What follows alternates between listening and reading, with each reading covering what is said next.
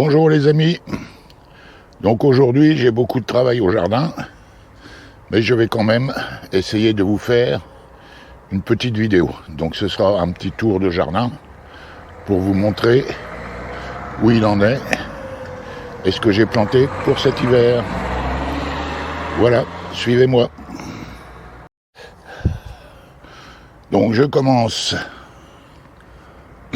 par mon kiwi pour vous montrer où j'en suis. Donc, pas évident de les trouver. J'ai des kiwis ici. Bon, ils ont une taille raisonnable. J'en ai un autre ici. J'en ai un ici. Bon, puis je dois en avoir d'autres ailleurs. Mais bon, ils sont bien cachés. Donc, les framboisiers. Donc ça, c'est mon framboisier jaune qui nous fait des belles mûres. J'en ai également ici. Des jaunes également. Et derrière, des rouges, ça doit être des héritages. Si je me souviens bien. Ici, pareil. Alors, on a énormément de framboises. Anne-Marie en cueille.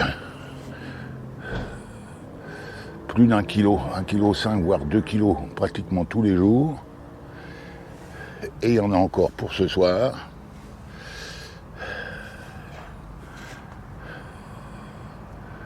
Voilà. Il y en a pas mal. Mon cerisier demi-aigre. C'est un cerisier de Montmorency. Il perd un peu ses feuilles, mais bon, il a l'air d'avoir des bourgeons pour l'année prochaine, donc je m'inquiète pas trop. Ma rhubarbe, va falloir qu'on la fasse. Voilà. Ça, c'est mon pompon. Donc cette année, il a bien poussé. Comme je me suis occupé des pucerons. Ensuite, j'ai planté 2 pots de ciboulettes. Ici, j'ai un bac avec des fraisiers. Il me reste à planter des choux. Alors ces choux se trouvent sous mon abri, qui est ouvert aux 4 vents, et les pierrites viennent pondre. Et tous les jours, je suis obligé de venir retirer les chenilles. Voilà. Et j'ai également encore quelques salades ici. Ça doit être de la scarole maraîchère. Voilà. Ensuite, ça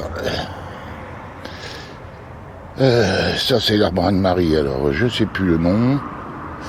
C'est un lilas des Indes. Voilà. Lilas des Indes. Donc, tous les ans, on le taille parce que les fleurs sont sur les nouvelles branches. Ici, c'est un peu plus à l'ombre que les autres années.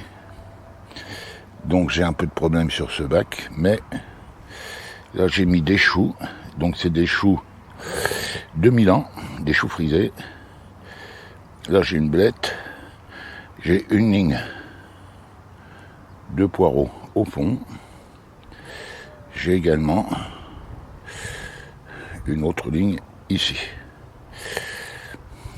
Donc voilà. Donc vous voyez ce que je vous disais. Ici,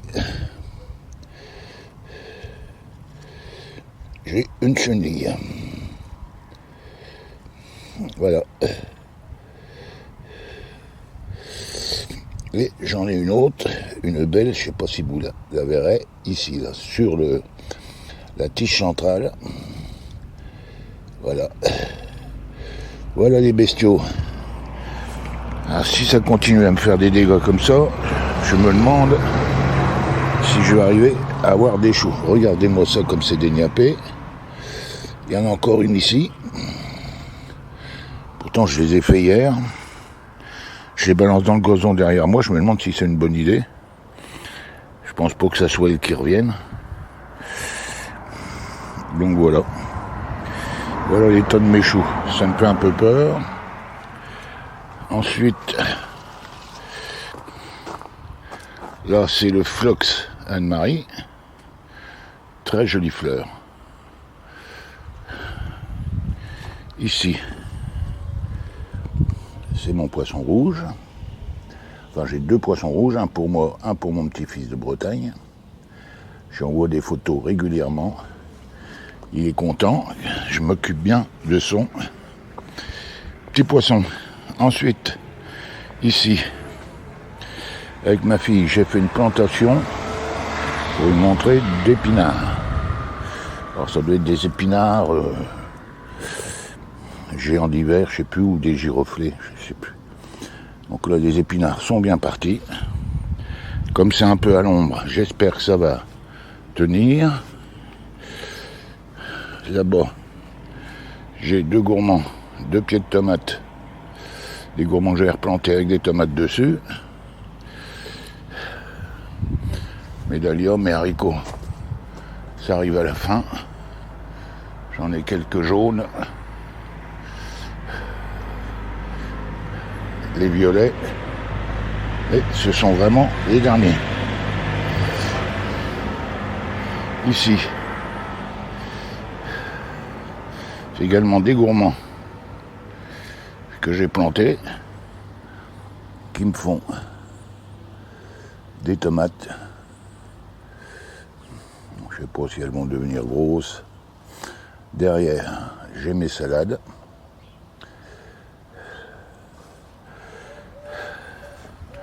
Avec également des blettes. Je ne sais pas si vous les verrez bien là. Voilà. Ensuite, j'ai ma tour à fraisier. Je sais pas ce que ça va donner. Là, j'ai des salades complètement mangées par les limaces. Ici, j'avais fait un Smith panais, j'en ai qu'un. Et ici, des radis noirs. J'en ai quelques-uns que j'ai éclaircis, mais bon, pas folichon cette année. Donc voilà. Je continue mon petit tour. Ma cabane à oiseaux. Enfin, c'est une mangeoire plutôt. Un mangeoire à oiseaux. J'ai fabriqué. Ça. Une chouette effraie. C'est à l'époque où je faisais de la sculpture à la tronçonneuse. J'avais fait ça sur une démo. J'ai tout vendu, il me reste plus grand chose. Pas mon petit bonhomme, mon petit hippie. Ici, pareil, des choux. Une salade qui s'est fait manger. De la blette, de la bête. Ici des choux. Toujours des choux frisés. On adore ça. Mais bon. Pareil, il faut que je surveille, il faut être toujours dessus. Ici, un pied de cœur de bœuf. Donc c'est un seul pied. Et vous pouvez voir mes cœurs de bœuf, je vais mettre la main à côté pour que vous voyez. Voilà. J'en ai d'autres ici. On va faire une cueillette avec Anne-Marie tout à l'heure. Et j'en ai une ici. Alors celle-ci, je sais pas ce qu'elle nous a fait. Elle est énorme. Elle n'a pas trop la forme d'une cœur de bœuf. Ici une salade. Là des blettes. Ici, J'ai repiqué du persil. Je l'ai fait moi-même. Il va falloir que je leur mette un petit coup d'azote parce que c'est un peu du mal à décoller. Celui-là, je l'avais coupé pour qu'il reparte parce qu'il commence à jaunir. Pareil, je vais mettre un petit coup d'azote pour le réveiller un peu. Au fond, j'ai encore des choux et des blettes. J'adore les blettes. Quand on les mange jeunes, c'est vraiment délicieux. Ça fond dans la bouche. Là, j'ai ma cobée. Une plante qui pousse de 5 mètres dans l'année, au moins, et qui nous fait ce genre de fleurs. Voilà, donc c'est pas vilain, c'est un peu simple, mais c'est pas mal. Un petit moron que je laisse mûrir encore. Ici, mon hippomée, qui est magnifique, mais qui nous a pas fait une fleur. On peut pas tout avoir. Donc ici, pour mes abonnés, vous vous rappelez, j'avais planté des poireaux. Ils sont pas énormes, mais bon, faut le temps qu'ils poussent. Ici, 2 céleris que je laisse pousser en graines.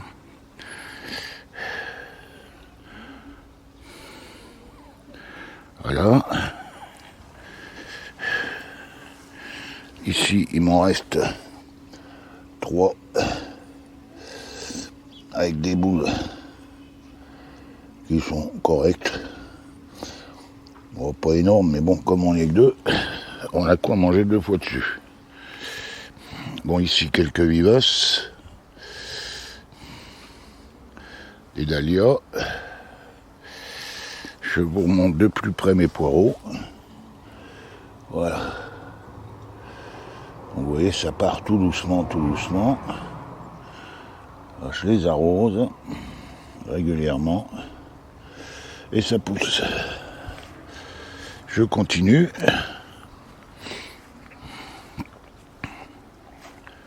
Alors, ici, j'ai de la cœur de bœuf. Voilà, j'en ai encore à cueillir. Donc, si mes sondages sont exacts, ça, c'est un gourmand que j'avais replanté. Donc, vous voyez, il me fait quelques petites tomates. Et j'ai également à côté ma cœur de bœuf, qui, elle, a plusieurs branches. Donc, celle-ci qui part, que j'ai accrochée à mon bambou, et qui me fait des belles tomates. Là, à côté, j'ai la tomate russe. Bon, ça prend des formes un peu bizarroïdes.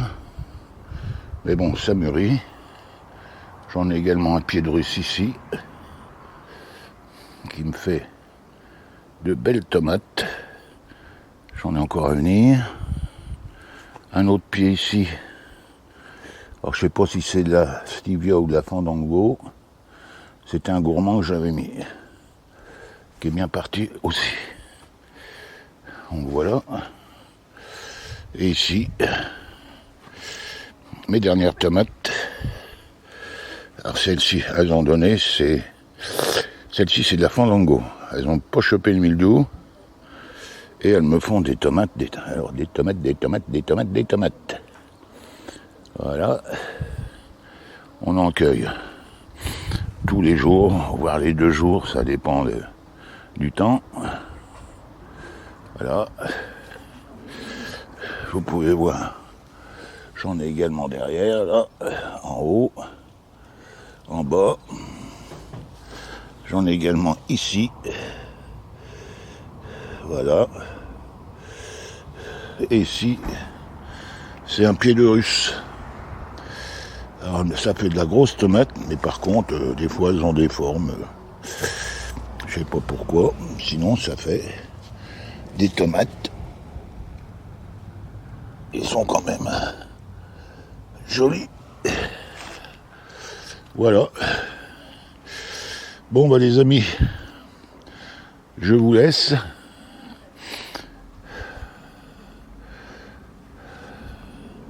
Je vous ai montré le plus gros.